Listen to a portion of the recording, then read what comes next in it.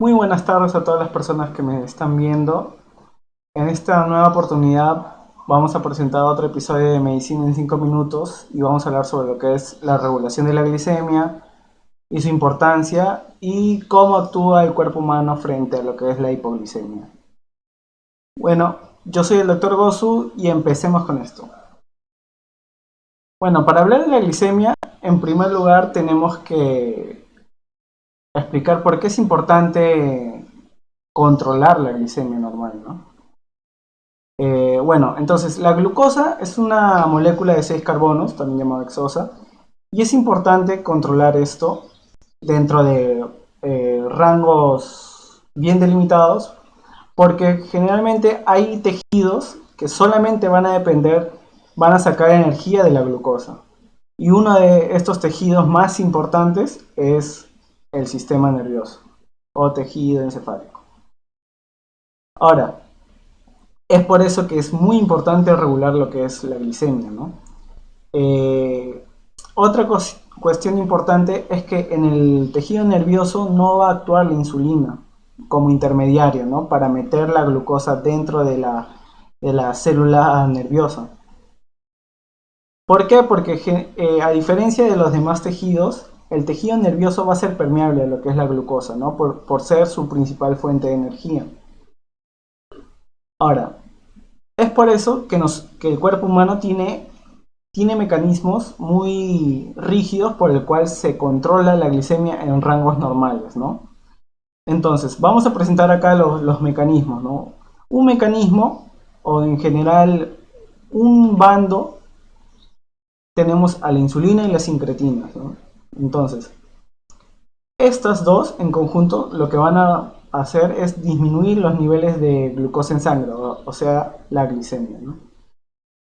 Acuérdense que las incretinas son hormonas gastrointestinales que van a ser sintetizadas en respuesta a la ingesta de alimentos, generalmente ricos en carbohidratos y grasas, ¿no? Entonces, lo que van a hacer estas hormonas van a estimular la síntesis de insulina, ¿no? ¿Y quiénes son estas incretinas? Acuérdense del GIP o péptido inhibidor gástrico, también llamado péptido insulinotrópico dependiente de glucosa, y el GLP-1, que es el péptido similar al glucagón, ¿no?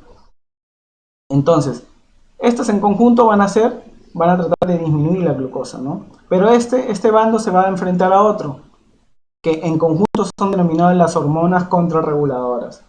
¿Y este qué vendría a ser? El glucagón, la adrenalina, la hormona del crecimiento y el cortisol, ¿no? Entonces, estas en conjunto, en general, todas estas se van a oponer a lo que es las funciones de la insulina, ¿no? Entonces, estas van a buscar aumentar lo que son los niveles de glucosa en sangre, ¿no? Es así como se va a mantener la glucosa dentro de rangos bien establecidos, ¿no? A lo que se denomina normoglucemia o euglucemia, ¿no? Y estos rangos son la glicemia basal, o también llamado preprandial, es decir, antes de consumir alimentos, debe estar entre 70 a 110 miligramos sobre decilitro. Y la glicemia postprandial a las 2 horas, o sea, luego de ingerir alimentos, debe estar menos de 140 miligramos sobre decilitro, ¿no? A esto se denomina la normoglicemia o euglicemia. Ahora, la alteración de cualquiera de estos mecanismos normales del cuerpo humano pueden producir, ¿no? Lo que es una hipoglicemia o una hiperglicemia, ¿no? Según cuál mecanismo sea el afectado, ¿no? En esta oportunidad vamos a explicar un poco de lo que es la hipoglicemia, ¿no? Entonces, antes de hablar de los mecanismos que controlan la glicemia normal, vamos a repasar lo que son las acciones de la insulina. Entonces, la insulina eh, es llamada la hormona de la abundancia energética. ¿Por qué? Porque en general lo que va a hacer la insulina es agarrar el exceso de hidratos de carbono, proteínas y ácidos grasos en sangre y meterlos a la célula, ¿no? Eso resume las funciones de la insulina. Pero a más detalle, la insulina va a funcionar a nivel del metabolismo de los hidratos de carbono, a nivel de los metabolismos de los grasas y de las proteínas, ¿no?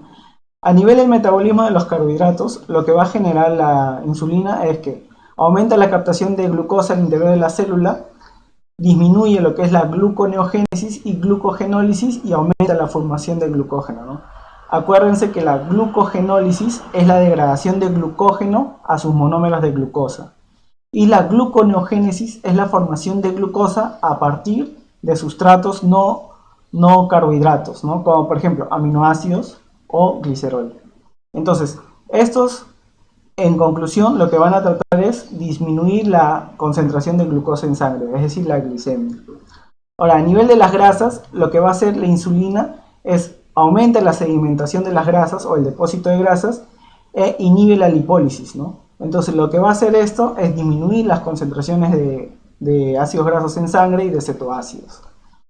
A nivel del metabolismo de las proteínas, lo que va a producir es el aumento de la captación de aminoácidos al interior de la célula, aumento de la síntesis de proteínas e inhibir la proteólisis, ¿no? Entonces, la insulina lo que va a hacer es disminuir la concentración de aminoácidos en sangre. Entonces, estos son sus principales funciones, pero tiene otros efectos. Otros efectos como por ejemplo, estimular la captación de potasio al interior de la célula, tener un efecto sinérgico con lo que es la hormona del crecimiento y también actuar sobre el centro de la saciedad del hipotálamo, ¿no? Entonces, teniendo presente estas funciones, pasemos a explicar lo que son los mecanismos por el cual se controla la glicemia, ¿no? En rangos normales. Como dato adicional, cuando hay un fármaco utilizado en la diabetes muy conocido que actúa inhibiendo lo que es la gluconeogénesis hepática, ¿no? Eso es la metformina o tiguanida, ¿no? La metformina inhibe lo que es la gluconeogénesis hepática. Eso a tener presente, ¿no? Porque es muy preguntado. Entonces, vamos a tener dos situaciones, ¿no? Pónganse en el caso que ustedes se levantan por la mañana e ingieren su desayuno, ¿no? Entonces, al ingerir su desayuno, ustedes van a ingerir una gran cantidad de glucosa, una gran cantidad de ácidos grasos y aminoácidos, ¿no? Entonces, va a haber una elevación de glucosa, ácidos grasos y aminoácidos, ¿no? Acuérdense que el principal estímulo de la secreción de insulina es la glucosa. Eso hay que tener, esa es una idea muy, muy clara que hay que tener, ¿no? Entonces, ¿qué va a pasar? Al aumentar esto, a nivel de la célula beta pancreática se va a censar los niveles de glucosa, ¿no? Entonces, vamos a ver rápidamente lo que pasa a nivel de la célula beta pancreática. En la célula beta pancreática se va a censar los niveles de glucosa. Entonces, va a haber un ingreso de glucosa a través de los transportadores GLUT2 a nivel de la célula beta pancreática y la glucosa va a ser metabolizada por lo que es la glucoquinasa y se transforma en glucosa 6-fosfato. Esta glucosa 6-fosfato es oxidada y va a aumentar lo que son los niveles de ATP. El aumento de los niveles de ATP lo que va a producir es un bloqueo de los canales de potasio sensibles a ATP.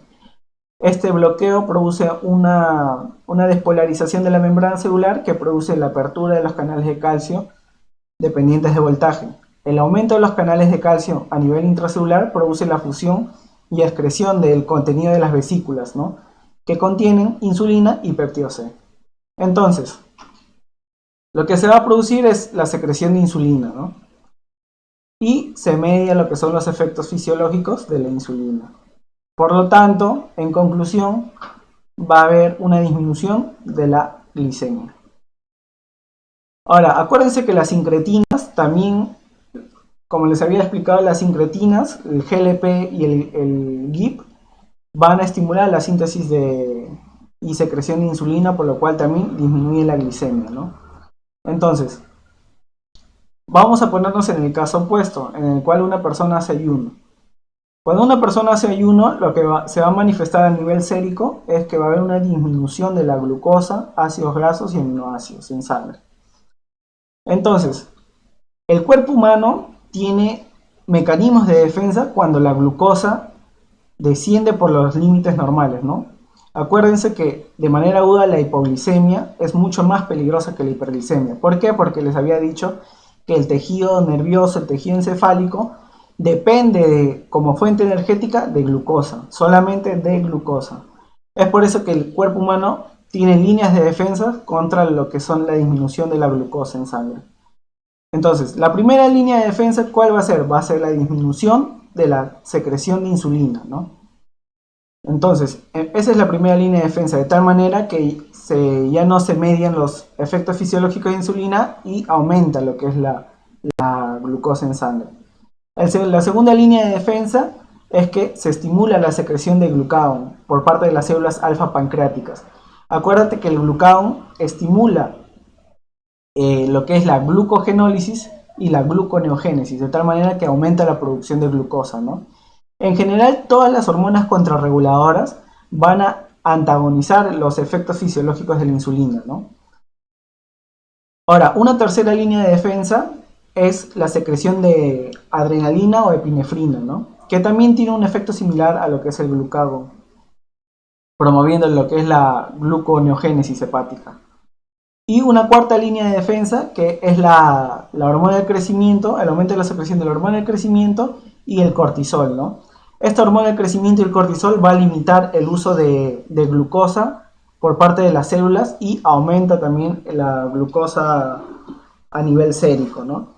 Acuérdense que las tres primeras líneas de defensa son las que van a actuar en el momento agudo de la hipoglicemia. En cambio, esta cuarta línea de defensa actúa cuando un paciente sufre de hipoglicemia por varias horas, ¿no? Entonces, la primera línea de defensa generalmente se activa cuando los niveles de glucosa se encuentran entre 80 y 85 miligramos sobre decilitro de glucosa. La segunda línea de defensa se activa entre más o menos 70 y 65 miligramos sobre decilitro, ¿no? Igual la tercera línea de defensa. Entonces, en conjunto, estos mecanismos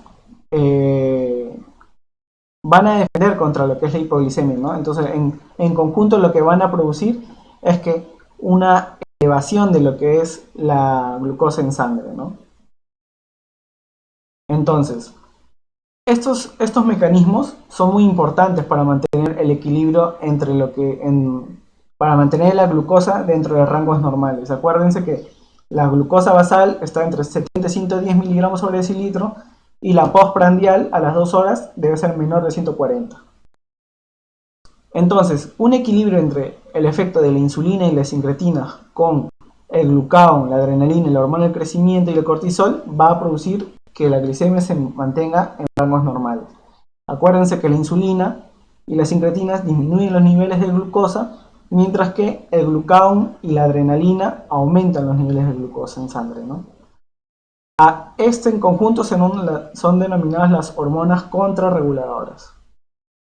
Ahora, ¿qué pasa cuando hay una alteración de este mecanismo de contrarregulación, ¿no?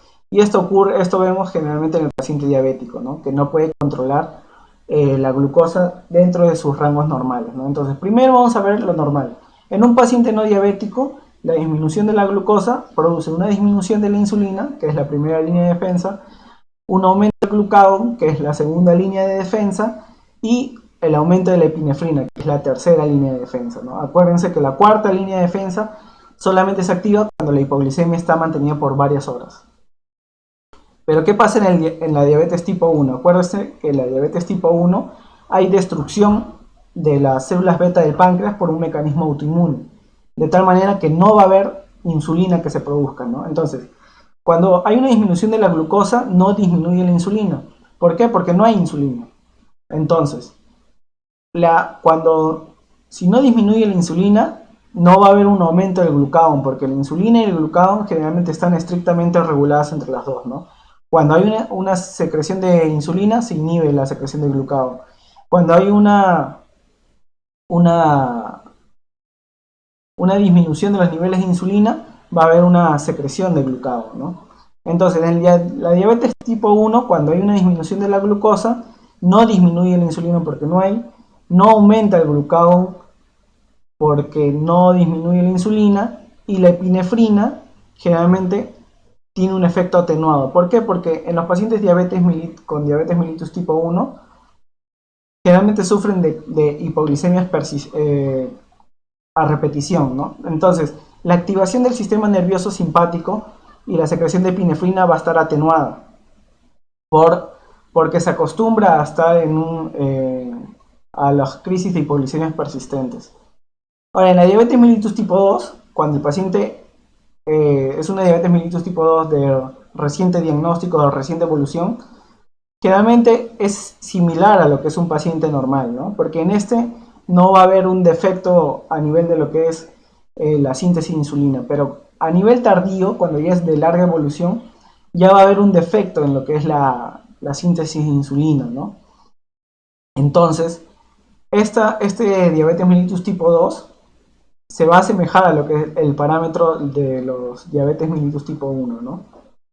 Entonces, acá vemos que los pacientes diabéticos tienen un fallo en lo que son los mecanismos de contrarregulación, ¿no? Para controlar la glicemia dentro de los rangos normales. Entonces, sintetizando todas estas ideas, tenemos un gráfico acá sacado de UpToDate, en el cual, ¿qué pasa cuando hay una disminución de los niveles de glucosa, ¿no? Entonces, acuérdense la primera línea de defensa, ¿no? Entonces, la primera línea de defensa, las células beta del páncreas disminuyen la síntesis de insulina, ¿no? Entonces, al disminuir la síntesis de insulina, se estimula tanto la glucogenólisis como la gluconeogénesis. Entonces, en conclusión, este aumento de glucogenólisis y gluconeogénesis produce un aumento de producción de glucosa, por lo que eleva los niveles de glucosa. Luego viene la segunda línea de defensa. A nivel de las células alfa del páncreas, aumenta lo que es la secreción de glucagón. Y esto aumenta lo que es la glucogenólisis y la gluconeogénesis. Y por tanto, aumenta la producción de glucosa. Por lo tanto, aumenta los niveles de glucosa. Ahora, los bajos niveles de glucosa también activan lo que es el sistema nervioso simpático. Y en el sistema nervioso simpático va a estimular a la médula suprarrenal. ¿Para qué? Para que haya una síntesis de adrenalina y epinefrina. Y la síntesis de adrenalina y epinefrina también va a estimular lo que es la glucogenólisis y la gluconeogénesis. Con lo cual aumenta la producción de glucosa y aumenta los niveles de glucosa, ¿no? Y por otro lado, acuérdense que esta descarga simpática, la activación del sistema nervioso simpático, va a producir los síntomas neurogénicos de lo que es la hipoglicemia, ¿no? Acuérdense, va a haber síntomas adrenérgicos y colinérgicos. Los adrenérgicos generalmente va a ser palpitaciones, tremor, ansiedad. En cambio, los colinérgicos van a ser sudoración, hambre y estos efectos neurogénicos va a generar que la persona trate o ingiera carbohidratos, ¿no? ¿Para qué? Para aumentar los niveles de glucosa. Ahora, ¿qué pasa en los pacientes diabéticos? Estos mecanismos de protección o líneas de defensa van a estar atenuados, ¿no? En el paciente diabetes mellitus tipo 1, acuérdense, hay destrucción de las células beta, por lo cual no disminuye la insulina. Por lo tanto, no va a haber un aumento de lo que es el glucagón, otro mecanismo de defensa que se ha perdido. Va a haber un aumento de la adrenalina, pero atenuada, ¿no? No como si estuviera un paciente normal. Y generalmente los síntomas neurogénicos también van a estar atenuados, ¿no? Ya sea porque el paciente tiene una neuropatía o porque ha sufrido de hipoglicemias a repetición, ¿no? Entonces, esto vendría a ser la explicación de lo que es el control de la glicemia normal y su respuesta a la hipoglicemia, ¿no? Entonces, acá les dejo la bibliografía para que profundicen si desean. Si les gustó el video, háganmelo saber con un comentario. Pueden darme un like o suscribirse para más contenidos de medicina, ¿no? Bueno, yo soy el Dr. Gosu y muchas gracias.